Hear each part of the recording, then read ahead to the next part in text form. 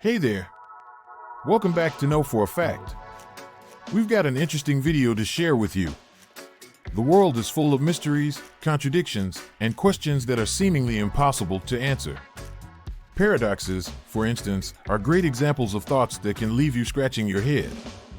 What is a paradox anyway? A paradox, sometimes referred to as antinomy, is a statement that has a logically sound premise but comes to a conclusion that appears to be senseless, absurd, self-contradictory, or the opposite of the expected outcome. It could be a situation that produces two opposite but entirely possible outcomes. Or it could be as simple as a sentence that contradicts itself, such as "this statement is a lie." Paradoxes are some of the most unusual quirks of human logic. To better understand them, we've compiled a list of some famous paradoxes that will surely blow your mind. Here are 5 of our favorites. Let's get into it. First up, the liar paradox. The liar paradox or liar's paradox statement is one of the simplest yet most famous paradoxes out there. The statement, "this statement is a lie," or "this statement is false," is a paradox because if that statement is indeed a lie, then it would be saying the truth. If the statement is the truth, however, then it would counter the premise that the statement is a lie. This statement contradicts itself and indicates that the statement is both true and false. Weird to think about, right? Different forms of this paradox have been around for centuries. The Epimenides paradox, for example, existed since around 600 BC. Epimenides, a semi-mythical Cretan seer and philosopher, famously said that all Cretans are liars. This would mean that as a Cretan himself, Epimenides is a liar as well if this sentence were true. If Epimenides is lying when he said that statement, however, then it would follow that Cretans would be truthful, but that would mean that Epimenides, a Cretan, would be lying. This again confirms that Cretans are liars, making the statement true and Epimenides would not be lying. The cycle continues. Scratching your head yet? Another popular version of the liar paradox is the Pinocchio paradox. In this version, the dilemma arises when Pinocchio says, "My nose grows now." Pinocchio's nose only grows when he is lying, so if the sentence is true, then Pinocchio's nose will not grow.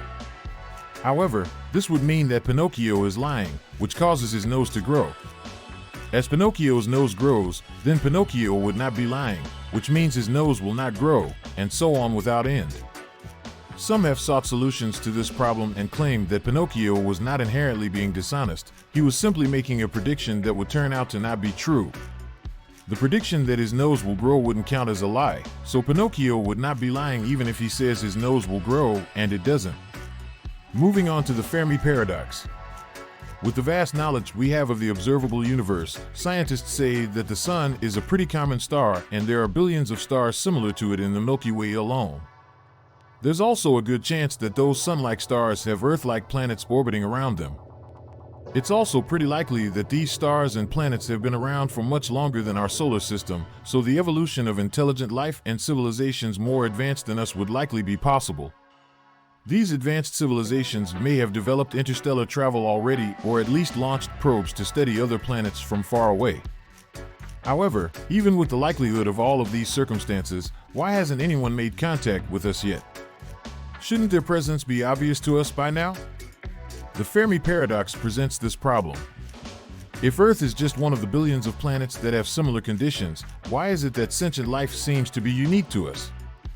The paradox takes its name from the Italian-American physicist Enrico Fermi.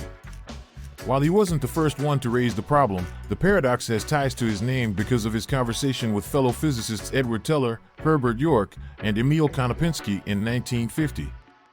In this conversation, while they were talking about UFO sightings and faster-than-light travel, Fermi reportedly asked, "But where is everybody?"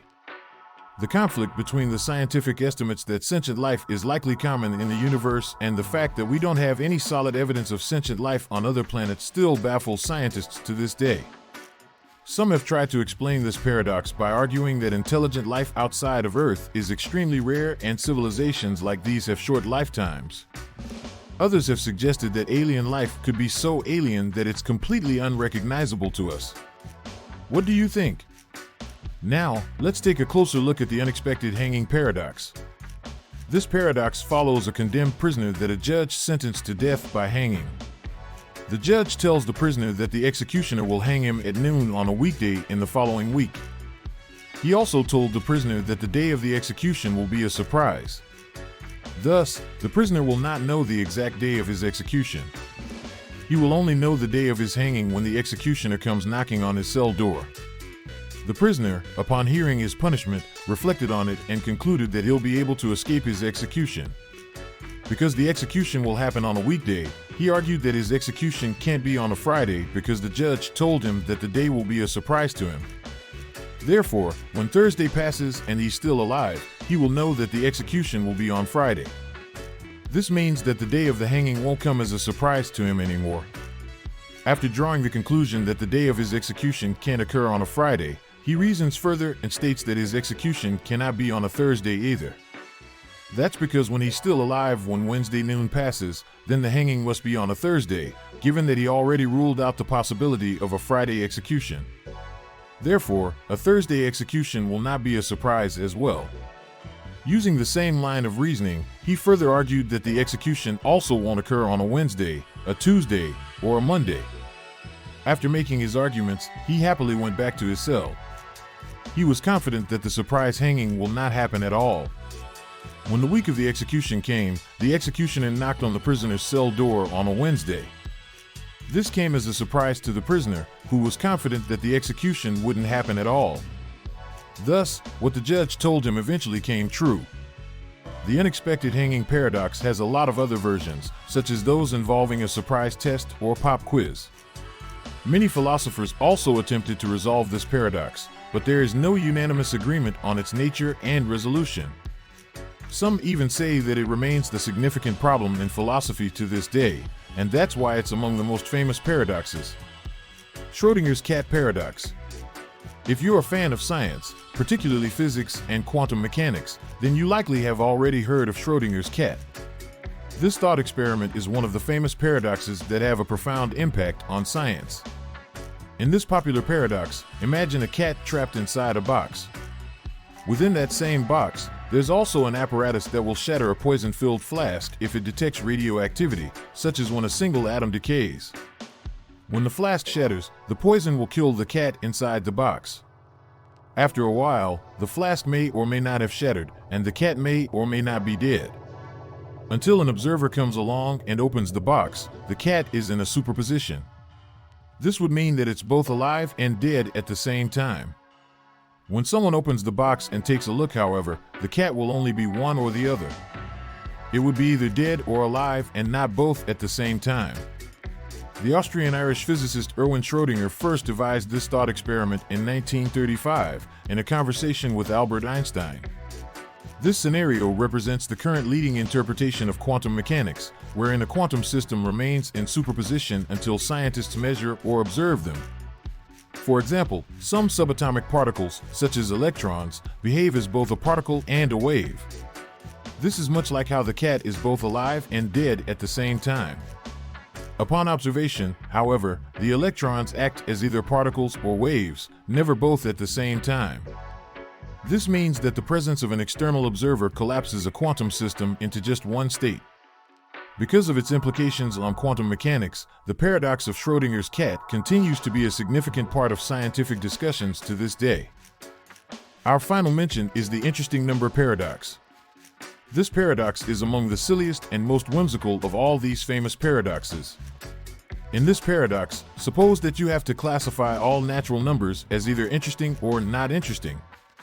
The paradox postulates that every natural number is interesting in some way, even if you don't find it interesting. Once you find a number that doesn't seem interesting, then it becomes interesting by virtue of it becoming the first number that is not interesting. This then creates a contradiction, a paradox. It's a rather silly paradox at that because of the sheer subjectivity of the concept of interestingness. The interesting number paradox famously came up in a conversation between mathematicians G. H. Hardy and Srinivasa Ramanujan about interesting numbers.